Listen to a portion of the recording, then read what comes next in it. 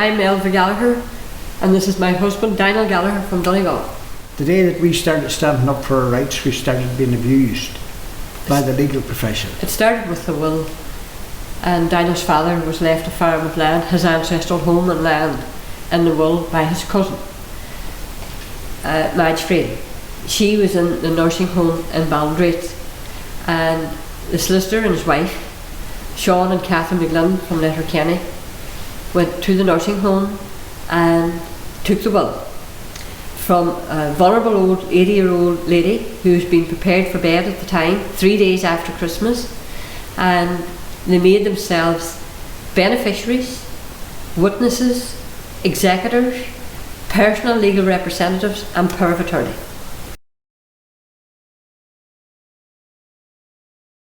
Well, they didn't pay for her care in the home either. There was £19,500 of a debt when the lady died in March 2001. They took all her savings the day they made the will, 131,000 in savings books and post office books, and the same lady has 8 farms of land. 1 is missing from the will, 2 is omitted from the probate, 2 has gone to adverse possession when the 12-year rule can't apply, and when Solicitor Sean McGlynn had power of attorney to stop all that. Probate's in the wrong name, as the death certificate and the committal orders, court orders, everything's in a different name. An entirely different person's name. He refused to correspond with our solicitors. He point blankly refused to correspond with the solicitor that was representing us.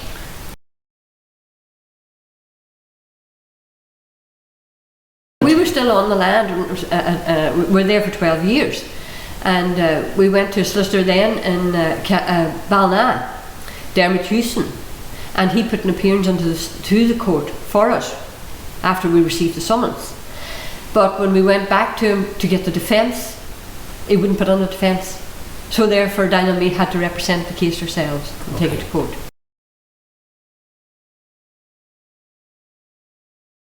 Well, we've been 76 times in court, and Daniel has served 3 terms in prison for staying in possession of his own property.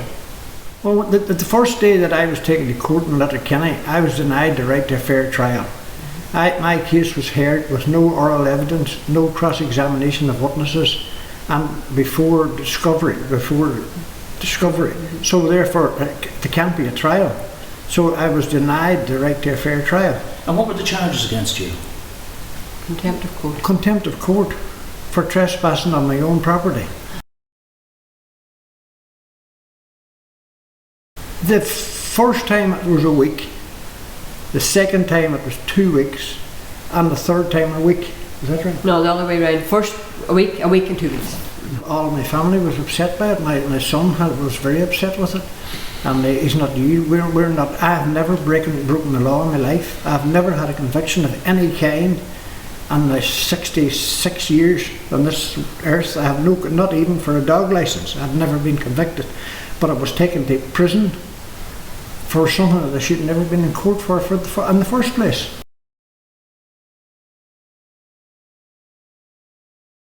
We reported them to every authority that's in charge, and every one of them let us down. Every one of them we left worse off than we were before we went to them. The Solicitors Disciplinary Tribunal, the Law Society of Ireland, the Garda, Milford, Letterkenny, the Garda Bureau Fraud Investigation, the Commissioner before Martin Callanan as well, and the Minister for Justice.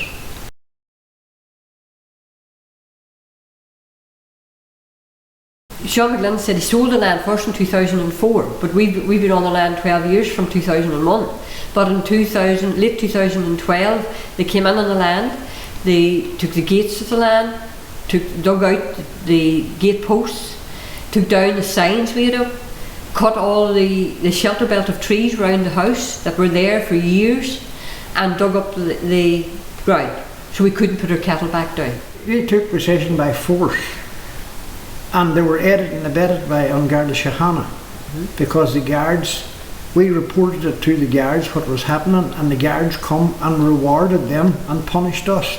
All we did was report a criminal damage to the guards, and they issued us with Garda behaviour warnings. It had been ongoing. We had different statements made to the Garda over the years. We also have a statement from An Garda Síochána, Sergeant O.J. Mohan, where he signed a statement saying that we were in possession and that he had inspected the property on 2 occasions, and he has signed a statement to verify that we were in possession.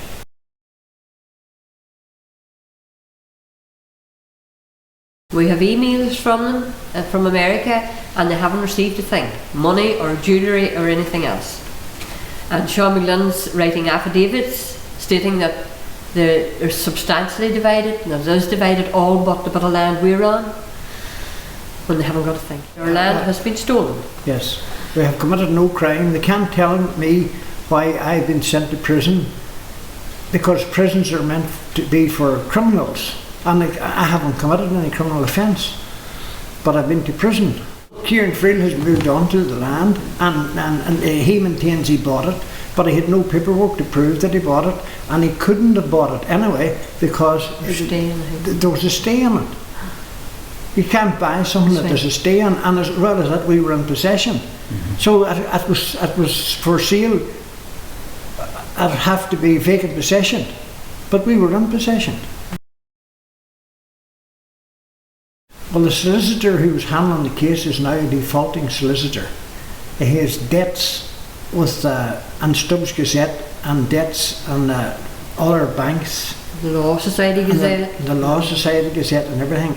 He had us in the court since, and he's not a solicitor. He's still acting as a solicitor, but he has no indemnity insurance and he has no certificate to practice. We should have an honest and fair trial as our human rights, as we're entitled to as Irish citizens. We should be dealt with honestly and fairly, and we would accept that. But so far we haven't got that. There's a stay on our High Court appeal from Justice Charlton. That has been ignored because we've been taken back into the courts, and more motions for imprisonment.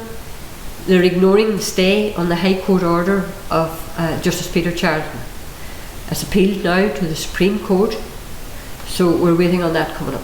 Well, we've been treated very badly by every organisation that are getting very well paid for protecting people like us. They have treated us appallingly and treated us like criminals.